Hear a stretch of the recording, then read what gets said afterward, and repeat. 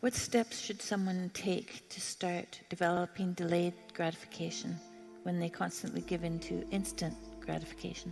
Well, okay, imagine, I know the answer to this to some real degree because I had graduate students in particular who I picked because they were very smart and often very creative, but sometimes they weren't very so they had a hard time delaying gratification. And so, well, I would say if you would like to discipline yourself, very good idea, you need to pick a direction you want to go first. Pick a goal you would like to attain, and medium to long, might imagine something you need and some attainment that would motivate, whose pursuit would motivate you. And you can ask yourself that. It's a good question to ask yourself in general. It's a very good question. If you could have what you needed and wanted, what would that be? And that's a meditative question. You don't want to force an answer out of yourself. You want to ask yourself that like you would ask someone else. If I could have what I wanted, what would that look like? And you can ask yourself that in a more differentiated way. If I could have the relationship that I needed and wanted, if I could have the friendships, if I could have the job or career, if I could have the educational pathway,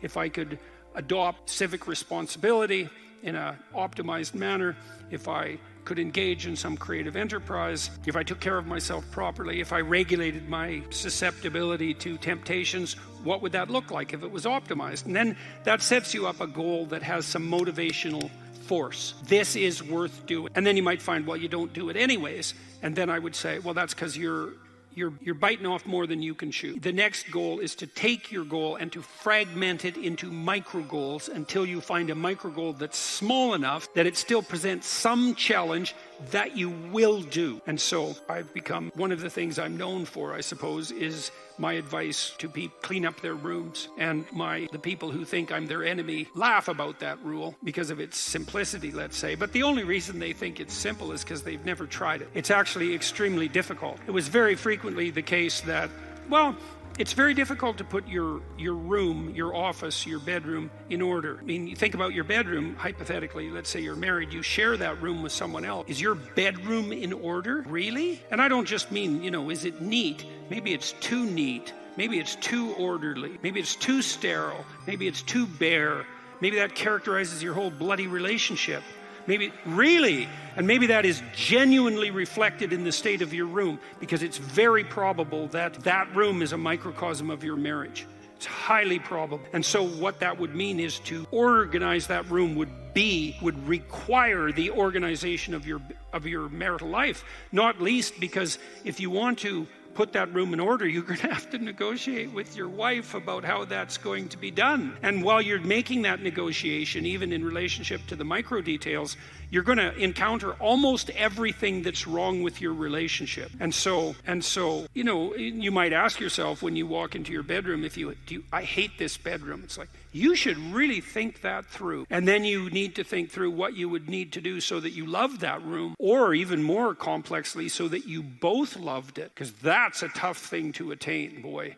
Because you're going to have differences in taste, you're going to have differences in orderliness. There's all sorts of things that you're going to have to negotiate in order to make that room you both inhabit jointly desirable. Anyways, set yourself a goal. Ask yourself what goal you want to set, and then break the goal down. Steps that are small enough so that even someone as pathetic as you could manage them. And that requires a tremendous humility. It was frequently the case, for example, my client, that I do an analysis of their situation in life, and let's say, just for the sake of argument, that someone was 30, living at home, in the bedroom they grew up in high school, in a complete bloody state of disorder, both moral and practical. And one of relatively simple steps that we might agree upon with regards to moving forward is, a person might think, well, I'm 30, I'm really immature, I haven't response to my life, my mother still makes my bed and cleans up after. It's like, well, why don't you just start with that? You're not going to just fix your life. Why don't you just try to clean up your room, mature 14-year-old instead of a dreadfully dismal 30-year-old? And so, first of all, it's really hard for someone, even if they're desperate, to admit that that's necessary, right? Because it's so bloody humiliating. I mean, really, I'm so damn useless that my basic goal is going to be to clean up my bedroom. It's like, well, looks like it. And actually, it's worse than that, because then you ask the person, you negotiate with the room, then they come back the next week and they say, I had one client, he's going to vacuum his rug. That goal for the week. He just had a child out of wedlock, and he was afraid that he was going to be a very bad father, very realistic. And so he wanted to put himself together, and so that's why he came to see me. he lived in this squalor, and one thing we decided to do was that he could vacuum the rug, which he hadn't done for like 12 years because his mother would do it. And so it was so funny, it's so unbelievably comical. He went and got the vacuum, a stand-up vacuum, an upright vacuum, and he brought it into his room, but he didn't bring it all the way in. He put it in the doorway, leaning like this across the doorway. And then instead of vacuuming his room, he stepped over that bloody vacuum cleaner for a whole week and then came and told me that he couldn't do it. It's like, it's not surprising to me at all, because you think, well, that's such a trivial thing. It's like, if it was such a trivial thing, he'd have a clean. It's not trivial at all. That chaos in his immediate environment was deeply emblematic of the chaos of his life. They were the same thing. And so for him to even begin the process of bringing order to chaos, which is a divine process by the, and the highest moral requirement, he had to be willing to face the catastrophe, the chaotic catastrophe of his life.